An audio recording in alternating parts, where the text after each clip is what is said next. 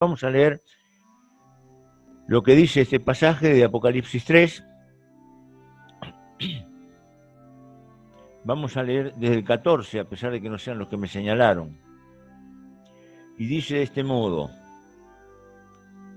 y escribe al ángel de la iglesia en la Odisea, el Amén, el testigo fiel y verdadero, el principio de la creación de Dios, dice esto: yo conozco tus obras, que ni eres frío ni caliente. Ojalá fuera frío o caliente. Así, puesto que eres tibio y no frío ni caliente, te vomitaré de mi boca.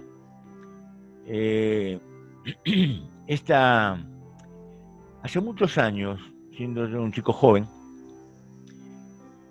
empezaba a ver, o sea, yo viví como tal el caso de Daniel, Juan, Jorge y algunos hermanos más que son de esta edad. Viví un tiempo donde la iglesia estaba muy activa y con mucho resultado, con predicaciones, con carpas,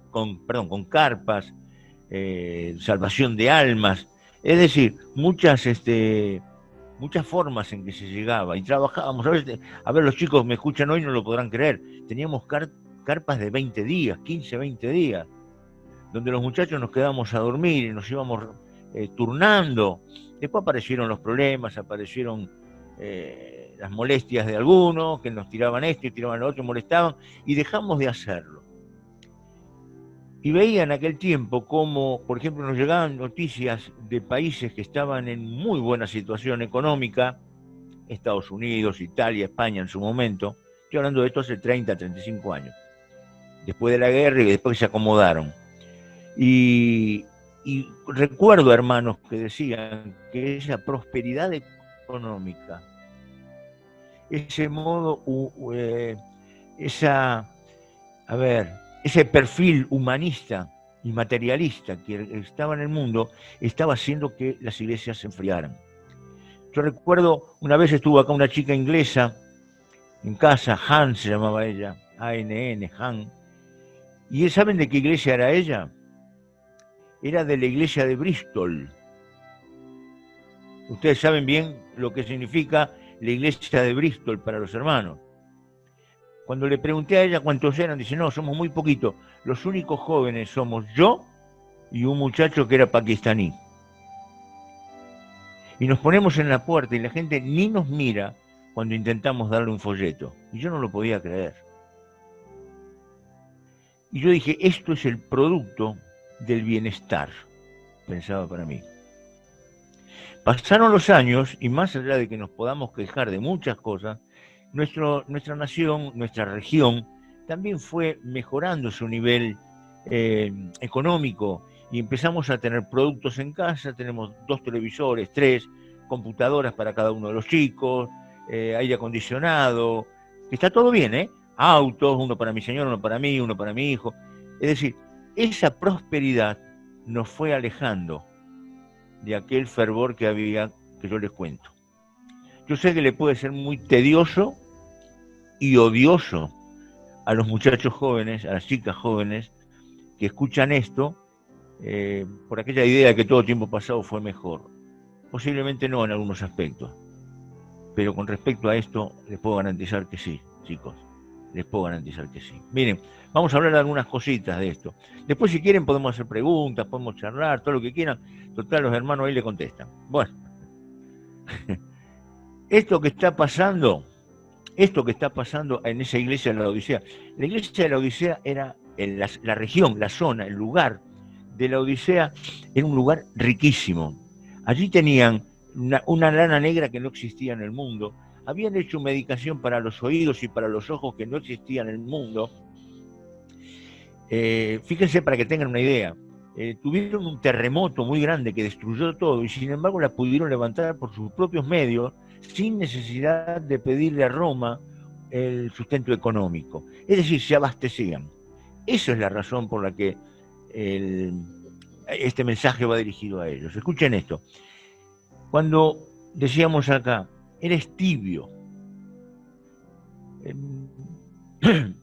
Ahí en la Odisea había una cuestión que tenía que ver, que ahí había lugares termales, ¿verdad? Creo que muchos de nosotros en alguna oportunidad estuvimos en algún lugar donde hay aguas termales. Ahí en la Odisea lo había, pero ¿qué pasaba? El agua pasaba por debajo de toda la ciudad, entonces el agua llegaba en una situación que no era ni fría ni caliente, y era tibia. No servía ni para tomar y tampoco servía para bañarse. Era poco eficaz para tomarlo porque era vomitiva, y por el otro lado tampoco era lo suficientemente calentita como para bañarnos. Esa es la razón por la que el Señor dice esto. Pero llevándolo al nivel espiritual, ¿qué implica esto? Implica indiferencia por las cuestiones espirituales. Indiferencia por las cuestiones espirituales. Miren, la palabra del Señor dice: maldito el que hace las cosas del Señor indolentemente. Escuchen, maldito. ¿Qué es ser indolente? No poner todo el interés, toda la fuerza, todo el deseo de cumplir eso que se nos ha mandado. Soy una persona indolente, me da lo mismo, ¿se hace o no se hace? Y a veces espiritualmente en las iglesias donde estamos pasa eso, hay indiferencia. De pronto hay errores doctrinales, se introduce un error y no somos capaces de pararnos para decir: perdóname, esto no es lo que yo aprendí, esto no es lo que dice la Biblia, no tengo ganas de discutirlo, está bien, estamos bien así, sin ningún compromiso, sin ningún interés. A veces,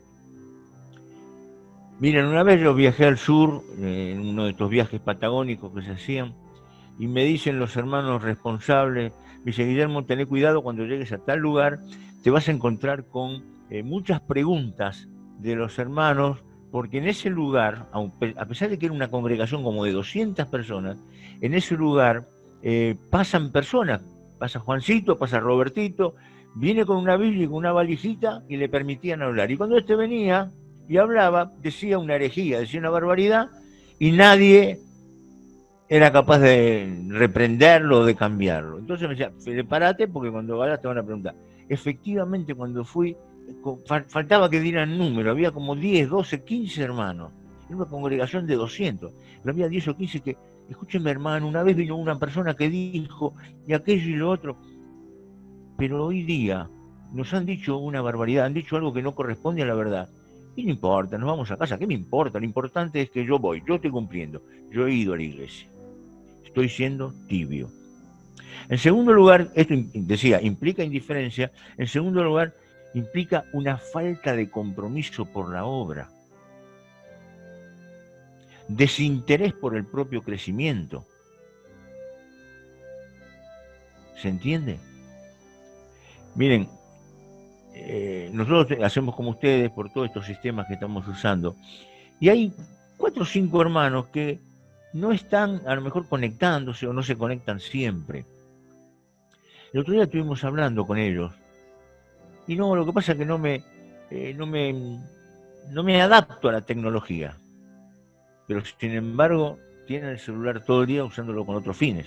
Es decir, el problema no pasa por la tecnología, el problema pasa por el compromiso y por el interés de compartir con los hermanos, estar en comunión en una reunión. Eso nos está pasando, queridos. Falta de compromiso por la obra y desinterés por nuestro propio crecimiento. A mí me llama mucho la atención, miren, yo antes de ayer hablaba con mi nuera. Estaba en la casa y estaba mi nietita, estaba jugando conmigo un tutti frutti que le llaman, con preguntas bíblicas. Y bueno, abuelo, te gané cuando me dejaba ganar, ¿no? Y todo sí. Y le digo a mi suegra una verdad que también le digo a ustedes. Cuando yo tuve 6, 8, 10, 12, 15, hasta los 17 años, yo no conocía la televisión, no estaba. Yo iba a jugar al fútbol todo el día, si no me traían podía ser que amanezca ahí. Pero cuando venía a casa, me bañaba, y eran las 8 y pico de la noche, me sentaba mi madre y una tía que vivía con nosotros, y me hacía recorrer toda la Biblia. Y al cabo de ese tiempo, que a muchos de ustedes lo habrán vivido también, yo me acuerdo nombres, lugares, situaciones, porque la aprendí en ese tiempo. A veces voy a una iglesia, queridos, y a ustedes les pasará, a ustedes que toman la palabra también, van a una iglesia y dicen, ustedes hacen una pregunta, hermano, ¿cómo se llamaba el hijo de Sara? O el de Agar, para hacer una cosa un poquito más difícil. ¿Cómo se llama? No tienen ni idea. ¿Quién era ese chico al cual Dios lo llamó 3 veces y se presentaba delante de Elí? No tienen idea, porque no leen la palabra. Querido, la leen cuando van a la iglesia. Van a la iglesia, el hermano dice, leamos tal, y ahí leen ese versículo. Después todos los días queda descansando la Biblia hasta la próxima oportunidad. ¿Entienden? Falta entonces de compromiso e interés por el propio crecimiento. En tercer lugar, la sociedad no está divirtiendo la sal que el Hijo de Dios debe tener. Eso debe caracterizar al creyente. Nos parecemos tanto al mundo que el mundo no nos diferencia. En mi forma de actuar, en mi forma de hablar. Ya no hablamos como hablábamos antes en la forma de vestirse. Ustedes se acordarán cuando tomábamos un colectivo, íbamos por la calle y veíamos a una hermana, decíamos, o veíamos a una mujer, decíamos, esta mujer debe ser creyente. ¿Por qué? Bueno, lo caracterizaba su manera hasta de caminar, de llevar su cartera con su Biblia, con todo. No vamos a hablar de eso, dejémoslo. Cada uno tome su propia resolución sobre este particular. Pero lo triste es que en otros aspectos no nos estamos reconociendo como aquella sal de la cual el Señor habló. A lo mejor si hablamos con alguien, dice, che, ¿qué serie estás viendo en Netflix? Y ahí te van a decir las 3 o 4 que estuvieron viendo y las que van a ver. Ahora le preguntás, ¿cuál es el 8º libro del Antiguo Testamento? Voy a buscar la Biblia y ahora vengo. ¿Estamos? Por otra parte, hermanos, el cristianismo híbrido, insulso, no sacude ni convence al mundo. El cristianismo híbrido, insulso, con una parte de mundo, con una parte de iglesia, y las personas que están cerca nuestro, vecinos, familiares, compañeros de trabajo, desconocen que somos hijos de Dios, que somos aquella sal, que somos aquella luz de la cual el Señor habla. Saben que esta iglesia de la Odisea es la única que no recibe ningún tipo de alabanza. Las demás, a lo mejor hace comentarios y dice, alguna cosita tengo contra ti, pero otras cosas son de alabar, pero en esta ningún tipo. Ahora miren, yo les leí adrede cómo comienza este capítulo, porque ¿quién es el que juzga? ¿Guillermo el que está hablando? ¿Los hermanos ancianos de la congregación? No. ¿Quién es el que juzga? Que yo soy tibio. Yo no tengo derechos de juzgarte a vos ni al otro, ni a la gente de mi iglesia. ¿Saben quién juzga? El Señor. Dice, el amén. La palabra del Señor ahí nos dice, el amén, el testigo fiel y verdadero, el principio de la creación de Dios, dice esto, yo conozco tus obras. Miren, el amén, aquel que los propósitos de Dios se cumplieron en él, de acuerdo a la promesa dada por Dios. Él es el que me juzga. Aquel que prometió estar conmigo también hasta el fin de todos los tiempos. ¿Quién más?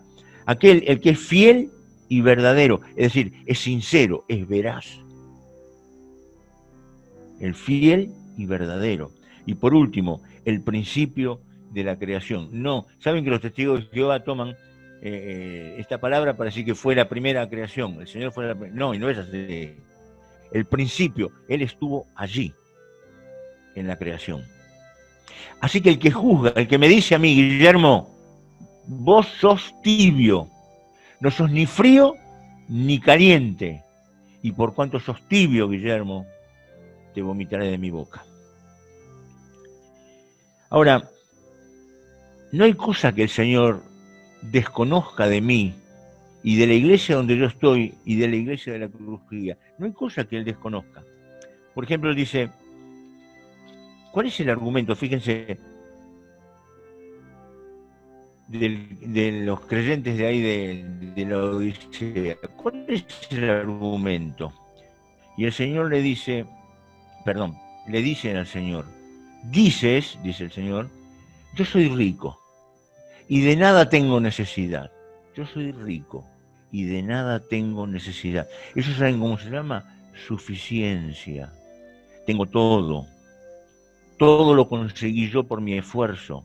Esto que tengo es producto de mi trabajo. Yo soy rico. ¿Qué me venís a hablar de otra cosa? Ese es el argumento de la iglesia en la Odisea. Yo soy rico. Pero el Señor, como decía recién yo, que no desconoce porque conoce todo de nosotros, dice, pero tú no sabes, es decir, no disiernes, no te das cuenta que eres un desventurado, miserable, pobre, ciego y desnudo. Queridos hermanos, yo tiemblo al releer esto, tiemblo al releer esto. Yo digo, Señor, mirá, tomo la palabra en todos lados, Señor, tengo una audición de radio, Señor, manejo los equipos de audio, Señor, soy instrumentista en la iglesia, trabajo cualquier cantidad, soy maestro en la escuela dominical, y el Señor me sigue diciendo, sos tibio. ¿Se entiende? El Señor me sigue diciendo que soy tibio. Y yo estoy argumentando que tengo suficiencia, soy capaz. Yo me preparé, una vez un hermano, yo recuerdo una vez un hermano, alguien tenía que tomar una responsabilidad así grande, y este hermano en su, a ver, tal vez mal, muy errado, dice, yo me comí, esas fueron sus palabras, yo me comí 10 años estudiando teología y no me dan a mí la oportunidad. Esa era la idea que este hermano tenía. Esa era la idea que él tenía. ¿Me entienden? Y el Señor le tiene que decir que tú eres un desventurado. ¿Sabe qué es un desventurado? Un miserable. Alguien digno de lástima. ¿Vos te creés que tenés todo eso? Yo te digo una cosa, sos una persona digna de lástima. Me das pena que pienses de esa manera. Después dice que eres pobre. ¿Pero cómo pobre? Sí, escúchame, estoy en la ciudad más rica. Mirá el auto que tengo. Mirá la casa que hice. Tengo una casa en la costa. Me voy de vacaciones. Miren, una vez me estaban, no ofreciendo, pero más o menos, estábamos hablando con unos hermanos de España, en Galicia. Y me dicen los hermanos que me hablaban allá, y eso un poco también me descorazonó. Dice, acá hay 5 hermanos ancianos, pero están necesitando a alguien que venga a enseñar. Porque muchos de ellos tienen hoteles en la costa y se van todo el verano. En aquel caso se iban mayo, junio, julio y agosto, abandonaban la congregación para atender sus negocios. Y el Señor le dice a él, eres un pobre. ¿Pero cómo? Con todo lo que tengo. Eres un pobre, eres un indigente, no tenés nada en realidad. Después el Señor le dice, eres ciego, es decir, no ves. Está clarísimo, ¿no? El ciego no ve. O sea, ¿qué no ve? No ve la situación espiritual en que se encuentra. ¿Y qué más le dice? Le dice, y estás desnudo. ¿Desnudo de qué? Desnudo espiritualmente. No tenés nada que te cubra. No tenés nada que te dignifique. Estás desnudo. Ese es el concepto que el Señor tiene de la iglesia de Dios, queridos. La anterior a esta era la iglesia de la Odisea, es aquello que vivimos a lo mejor hace 100 o 150 años, una iglesia ferviente, o muchos hermanos que me están mirando ahora por las cámaras y de la iglesia donde yo estoy. Muchos hermanos, ¿qué dije? Ah, no, en Filadelfia, sí, acá tengo la correctora. Bueno, los de la iglesia de la Odisea tenían esa característica, por eso el Señor los elogia, a pesar de que podían estar sufriendo. Otra vez dije la Odisea, Filadelfia, a ver si me queda, Filadelfia. El Señor los admira y reconoce esa particularidad de ellos. Y queridos hermanos, ustedes saben que me perdí lo que le iba a decir, porque la interrupción de mi esposa, bueno, no me acuerdo qué iba a decir. Me estaba refiriendo a que, saben que a esta altura, cuando uno le cambian el cartelito de la mano y contramano, agarra para otro lado. Bueno, sigo. Así que no sabes que eres un desventurado, miserable, pobre, ciego y desnudo. Ahora, fíjense esto. El Señor no deja las cosas así, como tampoco el Señor nosotros nos deja en esta situación. Entonces el Señor viene y nos hace una oferta. Nos dice, esta es la solución. Te sugiero, te aconsejo, que de mí compres. ¿Se acuerdan? ¿Algún recuerdo? Isaías 55, ¿cómo comienza? ¿Alguno se lo acuerda? Desmutése, a ver si me lo recuerda. Isaías 55. Comprá. Vení, comprad sin dinero y sin precio. Eso es lo que el Señor te dice. El Señor no te está diciendo, compra oro, que ya que tenés tanto dinero. No. Es adquirir algo gratuitamente.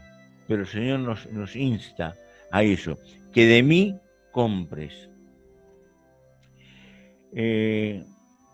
Saben que a partir de ahí dice entonces, dice algo más, dice, ¿para qué?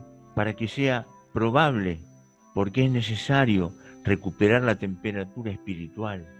Ahí vas a comprar no esa lana negra que era única, sino vas a tener una protección, un vestido espiritual que te cubra, que te haga una mujer un hombre de valor, una mujer un hombre de Dios.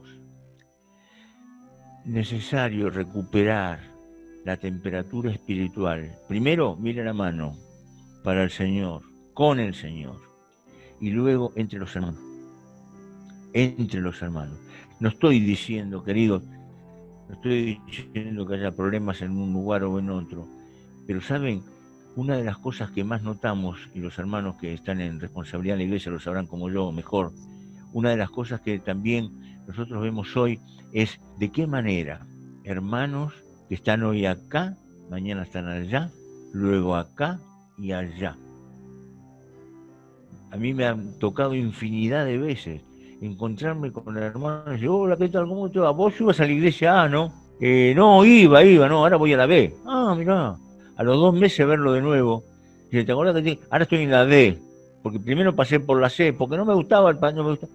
Entonces, esa clase de vida que se lleva sin recuperar la temperatura espiritual no nos ayuda de ninguna manera. ¿Saben qué? A veces tenemos el síndrome de la mujer de Lot, que esa es una de las causas de nuestros problemas. ¿Saben cuál es el síndrome de la mujer de Lot? Es ir de la mano del marido mirando ese porvenir tan lindo, ese lugar a donde vamos para salvarnos, pero cada tanto pegar una mirada para atrás al mundo. Mirar para atrás, porque todavía algunas cosas del mundo me atraen. Entonces esa dualidad, esa ambigüedad que hay en mi vida, donde hago convivir el hombre espiritual con el hombre que está en el mundo, conviviendo con las cosas del mundo, hacen que yo no pueda crecer. Porque ¿sabés qué pasa, querido? Para el mundo soy un extraño, pero para la iglesia también lo soy. No me siento cómodo en el mundo, porque no soy del mundo, pero tampoco en la iglesia, porque algunas cosas me apetecen.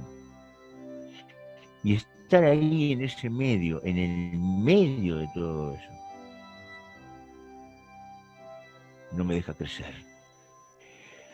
Queridos, como les decía hoy, a mí me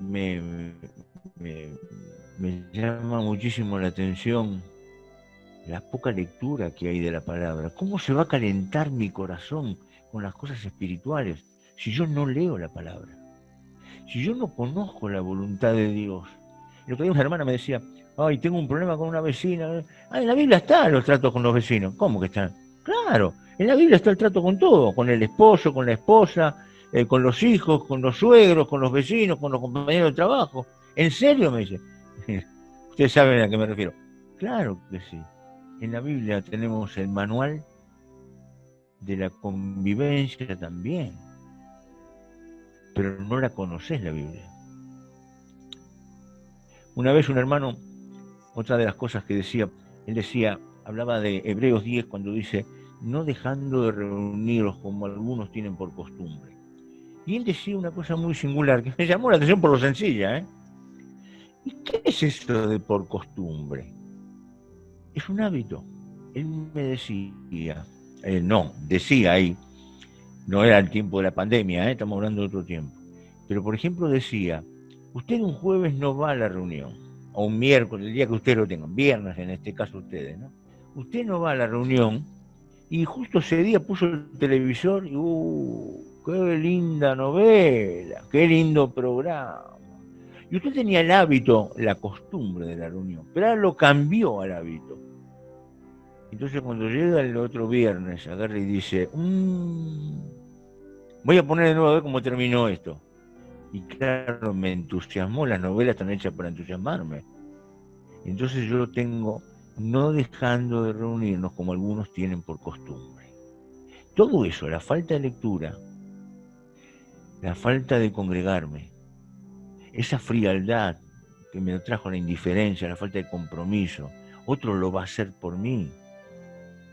Todo eso me fue enfriando y me puso en esta condición de tibio. Miren, quiero decir una cosa más y total yo estoy lejos, nadie me venía a pegar. En Mateo 13, ustedes saben que está la parábola de la cizaña, ¿se acuerdan, no? ¿Qué pasó? La cizaña crecía con el trigo. Y el Señor tenía una explicación para esto. No la corten ahora, córtenla después, porque si no va a ser confundida una cosa con la otra. Y eso dando a entender lo que habrá de ser en un futuro aquellos que son y no son del Señor. Esto como reflexión, ¿para qué? Y para terminar, para decirles que ojalá no lo tengas, pero que te cuides de ser así.